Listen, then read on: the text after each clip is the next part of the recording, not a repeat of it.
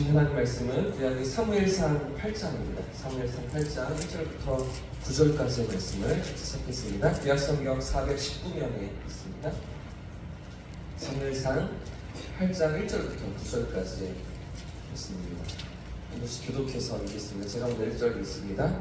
사무엘이 늙음에 그의 아들들을 이스라엘 사사로 삼으니 장자의 이름은 요엘이요 차자의 이름은 아비야라. 그들이 요새가에서 사사가이니라. 그의 아들들이 자기 아버지의 행위를 따르지 아니하고 이익을 따라 뇌물을 받고 판결을 굳게 하니라. 이스라엘 모든 장로가 모여 라마에 있는 사무엘에게 나아가서 그에게 이르되 보소서 당신은 늙고 당신의 아들들은 당신의 행위를 따르지 아니하니 모든 나라와 같이 우리에게 왕을 세워 우리를 다스리게 하소서 한지라.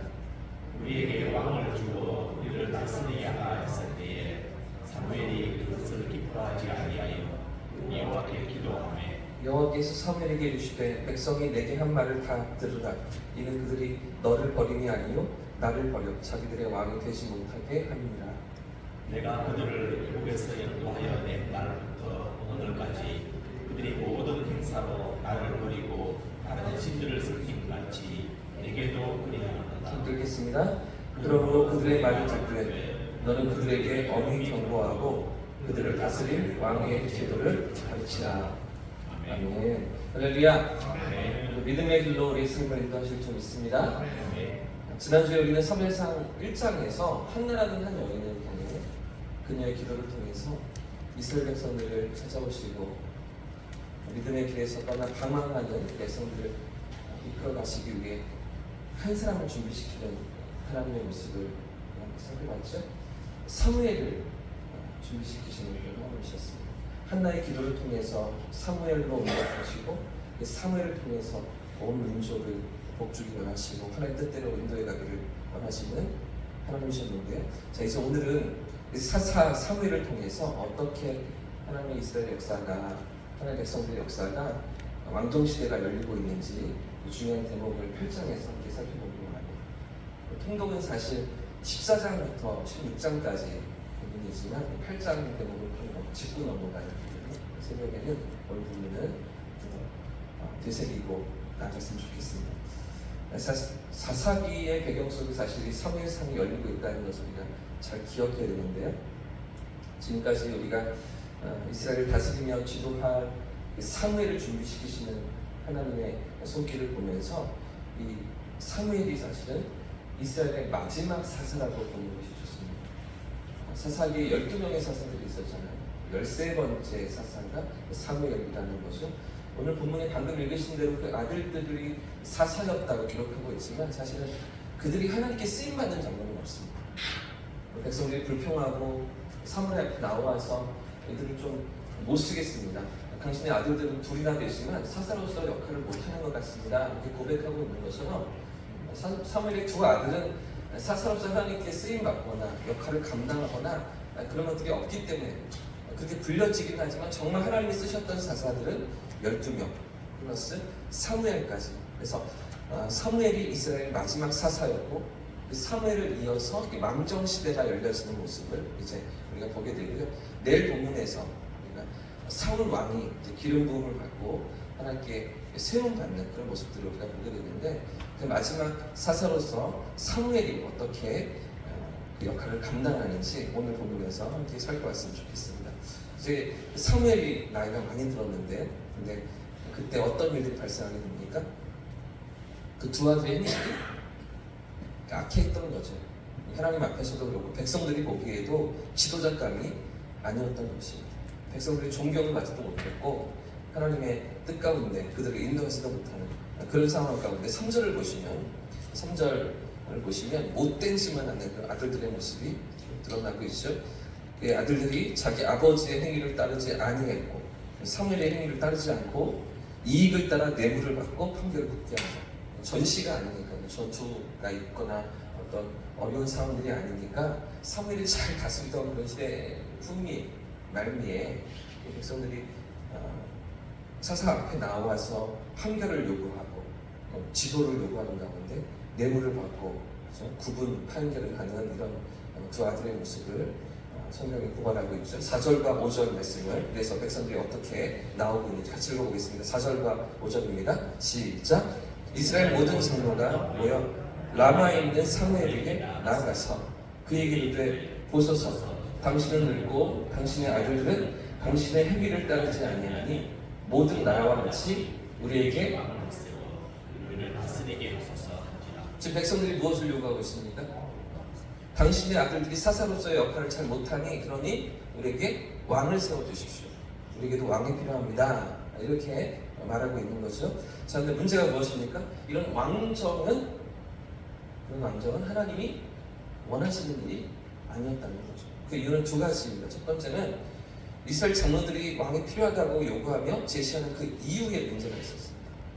왕이 필요하다고 말하는 이 주장의 문제가 있는데 5절 말씀을 다시 보시면 지금 백성들은 자신들에게 왕이 필요한 이유가 사무엘의 아들들이 사사로서의 역할을 제대로 감당하지 못하고 있기 때문이라고 표면적으로는 겉으로는 그렇게 얘기하지만 사실 그보다 더 근본적인 이유가 무엇입니까?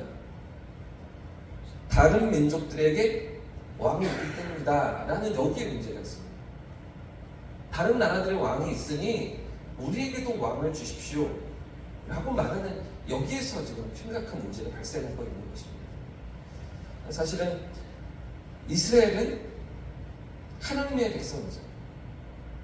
이스라엘은 세상과 다른 존재이죠. 하나님께 구별되어서 부르심을 받았고 하나님이 쓰시기 원하시는 백성들이잖아요. 근데 지금 그 백성들이 이 사실을 까맣게 잊고 있습니다. 하나님의 백성이고 선민이며 열방 가운데 하나님의 살아계심을 드러내야 될 사명이 있는데도 불구하고 이 사실을 까맣게 잊고 정작 그들이 세상을 쫓아가겠다고 세상처럼 되고 싶다고 이런 주장을 내놓고 있는 거죠. 사실은 이게 하나님이 너무나 기뻐하시지 않는 일이었습니다. 자신들이 누구인지 자신들의 정체성을 잃고 있는 거죠. 하나님이 당신의 소유 삼으시고 이들을 통해서 온 세계 가운데 하나님의 살아계심을 드러내기를 원하셨는데도 불구하고 이 사실을 새까맣게 잊고 있었던 거죠. 그래서 20절 말씀에도 보시면 8장 20절에 우리도 열방같이 되어 이렇게 말하고 있죠. 보이십니까? 그죠? 다른 민족처럼 되고 싶다고 말하는 것입니다. 그들에게 기대하시는 하나님의 특별한 섭리와 계획을 망각한 채로 다른 민족처럼 살겠다고 말하고 있는 거죠. 그래서 하나님은 이들의 요구를 기뻐하실 수가 없었습니다. 첫 번째 이유고요. 두 번째는요. 7절 말씀인데요. 오늘 7절 말씀도 같이 읽어보겠습니다. 시작. 여호와께서 사무엘에게 이르시되 백성이 내게 한 말을 다 들으라. 이는 그들이 너를 버림이 아니요 나를 버려 자기들의 왕이 되지 못하게 함이니라. 지금 하나님께서 뭐라고 말씀하십니까? 그들이 왕을 달라고 하는 게 어떤 의도라고 말씀하십니까? 하나님을 버리는 일이라고 말하고 있죠. 왕을 달라고 하는 것은 하나님을 버리는 일이라고 말씀하십니다. 왜 그렇습니까? 이스라엘에는 이미 왕이 계시기 때문입니다. 이미 왕이 그들 가운데 있었기 때문이죠. 바로 하나님이십니다. 하나님께서 그들의 왕이시죠. 그런데도 불구하고 그런 하나님을 저버리고 또 다른 왕을 달라고 요구하는 것은 그들의 삶에 하나님이 더 이상 필요치 않고 눈에 보이는 인간 왕이 필요하다고 그렇게 말하고 있는 거죠. 그래서 하나님이 기뻐하실 수가 없었습니다. 사실 하나님은요 오래전부터 이 이스라엘 가운데 왕을 주시겠다고 약속하셨습니다. 창세기 17장 6절 말씀을 보시면 하나님께서 아브라함에게 이렇게 약속하시는데요. 내가 너로 심히 번성케 하리니 나라들이 내게로 쫓아 일어나며 열왕이 내게로 쫓아나리라. 이렇게 약속하셨습니다. 열왕들이 내게로 쫓아 너를 통해서 일어날 것이다. 왕들이 일어날 것이다. 그 이스라엘 민족 가운데 왕들이 세워질 것을 하나님이 이미 약속하셨습니다. 사라에게도 약속하시는데요. 이어지는 17장 16절에 보시면 내가 그에게 복을 주어 아브라함에게 복을 주어 사라에게 말씀하시는데 아브라함에게 복을 주어 아브라함으로 내게 아들을 낳아주게 하며 내가 그에게 복을 주어 그로 열국의 어미가 되게 하리니 민족의 열왕이 그에게서 나리라. 민족들의 열왕이 그에게서 나리라. 아브라함과 사라에게 약속하시는 하나님의 약속이죠. 창세기 35장에서 보시면 11절에 이렇게 하나님은 야곱에게도 약속하십니다. 그에게 이르시되 나는 전능한 하나님이라 생육하며 번성하라. 국민과 많은 국민이 내게서 나고 왕들이 내 허리에서 나올 것이다. 아브라함과 사라에게요 야곱에게도 왕들이 너를 통해서 이어질 것이고 세워질 것이라고 약속하시는 하나님이십니다. 무슨 이야기입니까? 하나님은 이미 왕주기를 원하셨습니다. 왕이 필요하다는 것도 하나님 알고 계셨습니다. 그 열강들 사이에서, 많은 민족들 사이에서 이스라엘이 이제 왕정으로 세워지고 시스템이 갖춰지고, 그런 그들 가운데 국가가 세워지며, 그런 그들 가운데 하나님의 보내신 길로 메시아를 보내실 계획을 이미 준비하고 계셨습니다. 근데 문제가 무엇입니까? 이스라엘 백성들보다 먼저 왕을 주시겠다고 하나님 마음 먹고 준비하고 계셨는데도 불구하고 지금 문제가 무엇입니까? 이 왕을 요구하는 백성들의 그 의도의 문제가 있는 것이죠. 자신들을 지키시고 자신들을 인도하시는 하나님을 저버리고 하나님의 통치와 다스리심을 거절하며 하나님 없이 살려고 하는 이 인간들의 죄성이 문제입니다. 어제 말씀처럼 하나님 없이 살려고 하는 그런 죄성이 이스라엘 백성들 가운데도 있는 것이죠. 또 하나, 자신들이 누구인지를 까먹고 있습니다.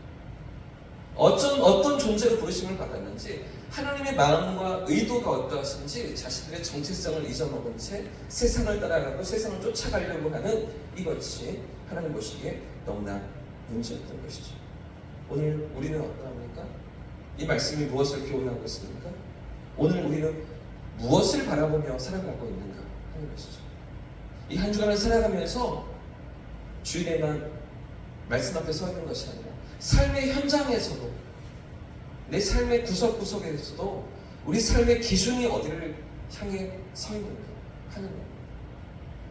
하나님의 백성으로 하나님 앞에서 하나님 말씀의 인도하심을 따라 내 기준이 서 있는가? 그렇지 않고 세상을 쫓아가며 세상을 바라보며 세상에서 내 마음이 방황하며 살아가고 있는가? 오늘 말씀이 우리에게 도전하고 있는 것이죠. 내 삶의 기준은 과연 무엇입니까? 세상입니까? 아니면 하나님이십니까? 세상 사람들입니까? 아니면 하나님의 말씀이십니까? 오늘 우리는 어디의 기준을 가지고 살아가야 하는 것입니까? 또한 내 삶의 주인은 누구입니까? 내가 주인 되어 살아갑니까? 내가 왕이 되어 살아갑니까? 아니면 하나님께서 주인이십니까? 하나님께서 왕 되심을 고백하며 인정하며 그분의 다스림과 인도하심을 따르며 살아가고 계십니다. 어느새 4월입니다. 이번 한 주간이 고난 주간입니다. 하나님께서 허락하신 새 봄을 살아가면서 하나님만을 바라보면서 하나님의 은혜 앞에 하나님의 하나님 되심을 인정하며 믿음으로 살아가는 저와 우리 모두의 삶을 축복합니다. 아들의 피로 독생자의 그 십자가로 우리를 찾아오시고 우리의 삶을 인도하기 원하시는 하나님의 은혜 앞에서 이 한 주간을 믿음으로 살아가는 저와 우리 모두의 삶을 축복합니다. 함께 찬양하고